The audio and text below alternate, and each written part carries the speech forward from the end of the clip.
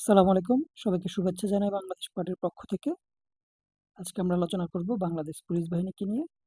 বাংলাদেশ পার্টির ইশতেহারের অন্যতম একটি হচ্ছে যে যখন বাংলাদেশ পার্টি ইনশাল্লাহ সরকার গঠন করবে, তখন পুলিশ বাহিনীকে ব্যাপক আকারে সংস্কারের মধ্য দিয়ে একটি আধুনিক বাহিনীতে রূপান্তর করা হবে। দেখুন, বাংলাদেশের যতগুলো আইনশৃঙ্খলা রক্ষাকারী বাহিনী রয়েছে তার মধ্যে পুলিশ হচ্ছে অন্যতম। এটি স্বরাষ্ট্র মন্ত্রণালয় কর্তৃক নিয়ন্ত্রিত। বাংলাদেশ পুলিশের প্রধান কর্মকর্তাকে বলা হয় পুলিশ মহাপরিদর্শক বা আইজিপি। বাংলাদেশ পুলিশের লোগো দেখা যাচ্ছে, বাংলাদেশ পুলিশের পতাকা দেখা যাচ্ছে। প্রচলিত প্রচলিত যে নামটি সেটি হচ্ছে পুলিশ, নীতিবাক্য হচ্ছে শান্তি, শৃঙ্খলা, নিরাপত্তা, প্রগতি। প্রতিষ্ঠাকাল ডিসেম্বর 16, 1971। বর্তমান কর্মচারীর সংখ্যা প্রায় 2,12,724 জন। এর বার্ষিক বাজার হচ্ছে প্রায় $2 বিলিয়ন।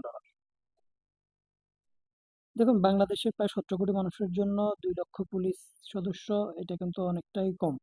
বাংলাদেশ পার্টি যখন সরকার গঠন করবে, আমরা সর্বপ্রথম এই সংখ্যাকে আমরা আনুমানিক 3 লাখে উন্নীত করব। 3 লাখে উন্নীত করার কারণ হচ্ছে এখানে আমরা বেশ কিছু নতুন এএসআই পদে নিয়োগ দিব এবং আরো কিছু, এর ফলে আরো বাহিনী আরো বড় হবে এবং আরো কিছু নতুন কনস্টেবল যুক্ত হলে সেক্ষেত্রে আরো অনেক কর্মকর্তার প্রয়োজন হবে, অফিসিয়াল লোকজনের প্রয়োজন হবে। এই সদস্য সংখ্যাটা আনুমানিক 3 লাখে পৌঁছে যাবে। এখন এই 3 লাখ সদস্যকে আমরা কিভাবে মোতায়েন করবো সারা বাংলাদেশে? দেখুন, আমরা এই 3 লাখ সদস্যকে মোতায়েন করব যে বর্তমানে যে একটি থানার অধীনে রয়েছে প্রায় 15টি 16টি করে ইউনিয়ন, কোথাও কোথাও 8টি 9টি করে ইউনিয়ন রয়েছে। এছাড়া এই 8টি 9টি আমরা এখন ইউনিয়ন উপজেলা পর্যায়ে আলোচনা করছি, যে থানা পর্যায়ে, যে আমরা এগুলোকে এমনভাবে ভাগ করব যে প্রতি 3 থেকে 4 কিলোমিটার পর পর আনুমানিক 3 থেকে 4টা ইউনিয়নের যোগাযোগের যে কেন্দ্রস্থল, ওই কেন্দ্রস্থলে আমরা একটা করে ফাঁড়ি থানা গঠন করব। ফাঁড়ি থানা গঠন করার উদ্দেশ্য হচ্ছে এরকম যে ওই 3-4টে ইউনিয়নকে খুব দ্রুততার সাথে যাতে নজরদারির মধ্যে রাখা যায়। কোথাও যদি কোনো অপরাধের প্রবণতার আলামত প্রকাশ পায় বা কোনো খবর পাওয়া যায়, সেখানে যাতে খুব দ্রুততার সাথে পুলিশ সদস্য সেখানে পৌঁছে গিয়ে সেটা পরিস্থিতি নিয়ন্ত্রণে নিতে পারে। এবং একই সাথে ওই জায়গা থেকে যেন পাশের ফাঁড়িতে তারা টহল কার্যক্রম পরিচালনা করবে, ইউনিয়নগুলোতে তারা টহল কার্যক্রম পরিচালনা করবে, বিভিন্ন বাজারে তারা টহল কার্যক্রম পরিচালনা করবে। এর মাধ্যমে পুরো দেশের আইন শৃঙ্খলার উপর একটা নিয়ন্ত্রণ রাখা সম্ভব হবে। এখন আসলে সিটি কর্পোরেশনগুলো তো সেম, যে কয়েকটি ওয়ার্ড পরপরই আমরা টহল ব্রাঞ্চ রাখবো। এর মাধ্যমে একটা ব্রাঞ্চের টহলের সদস্য অন্য ব্রাঞ্চে যাবে, এভাবে একটা কমিউনিকেশন রাখবো আমরা। এর মাধ্যমে পুরো এলাকাকে আমরা নজরদারির মধ্যে রাখবো। এর পাশাপাশি থাকতে পারে ড্রোন ব্যবস্থা আমরা চালু করবো। ড্রোন ব্যবস্থার মাধ্যমে এলাকায় নজরদারি চালানো হবে। এর পাশাপাশি যেটি থাকবে, পুলিশকে আধুনিক যানবাহন দেওয়া হবে যাতে টহল কার্যক্রমে তাদের সুবিধা হয়। পুলিশ প্রায় প্রায় প্রতিটা পুলিশ সদস্যকে আমরা বডি ক্যামেরা প্রদান করব, সাউন্ড সিস্টেম সহ। বডি ক্যামেরাগুলো এমনভাবে তৈরি করা হবে যেখানে সাউন্ড সিস্টেম রেকর্ড থাকবে। এর ফলে পুলিশ বাহিনীর সদস্যরা দুর্নীতি থেকে জড়ানোর সাহস করবে না তেমন একটা, বা করলেও কিন্তু এর এভিডেন্স পাওয়া যাবে এবং তাদেরকে শাস্তির আওতায় আনা যাবে। একই সাথে তার আশেপাশে কি ঘটছে, কেউ পুলিশ বাহিনীর উপর মব সৃষ্টি করছে কিনা, বা প্রকৃত অপরাধীকে এই ক্যামেরার রেকর্ডের মাধ্যমে তাকে খুব সহজে আমরা শনাক্ত করে আইনের আওতায় নিয়ে আসতে পারবো। এ হচ্ছে বাংলাদেশ পুলিশ বাহিনীর আমরা মূলত ম্যাসিভ যে জিনিসটা করবো সেটা হচ্ছে এর সদস্য সংখ্যা আরো বড় করব। পুলিশ বাহিনীকে দুর্নীতিমুক্ত পুলিশ বাহিনীর বিরুদ্ধে যে ধরনের অভিযোগ রয়েছে, থানায় মামলা করতে গেলে আর্থিক লেনদেনের বিষয়টি, জিডি করতে গেলে আর্থিক লেনদেনের বিষয়টি, এই বিষয়গুলো থেকে আমরা পুলিশ বাহিনীকে বের করে নিয়ে আসবো ইনশাল্লাহ। এবং পুলিশ বাহিনীতে স্বচ্ছতা আনা হবে।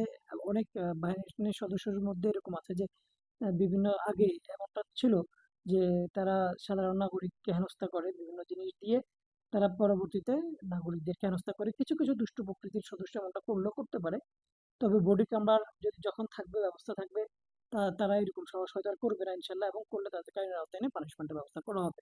একই সাথে বাংলাদেশ পুলিশ বাহিনীর সদস্যদের পর্যাপ্ত পরিমাণ বেতন ভাতার ব্যবস্থা করা হবে। আর্থিকভাবে তাদেরকে সচ্ছল পে স্কেল দেওয়া হবে যাতে করে তারা আর্থিকভাবে সচ্ছল জীবনযাপন করতে পারে। আমাদের পুলিশ বাহিনীর যে ইতিহাস অনেক পুরাতন। 16 ডিসেম্বর 1971 সাল থেকে পুলিশ বাহিনীর হেডকোয়ার্টার, যেটা ঢাকার ফুলবাড়িয়া, গুলিস্তান। এছাড়া আমাদের পুলিশ বাহিনীর অনেকগুলো শাখা রয়েছে।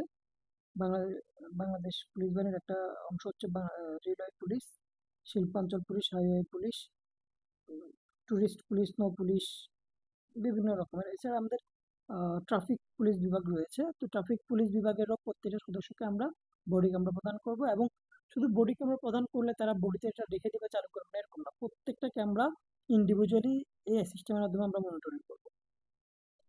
সারা বাংলাদেশকে এআই সিস্টেমের এআই ক্যামেরা সিস্টেমের আওতায় নিয়ে আসা হবে প্রতিটা রাস্তাঘাটকে। কেউ যদি কোনো অপরাধ করে, কোথাও কোনো ক্যামেরা যদি তার ফেস দেখা যায়, এআই সিস্টেমের মাধ্যমে তার টোটাল বায়োডাটাটা আমরা এনআইডি সার্ভার থেকে নিয়ে খুব দ্রুততার সাথে তাকে আটক করার ব্যবস্থা করতে পারবো।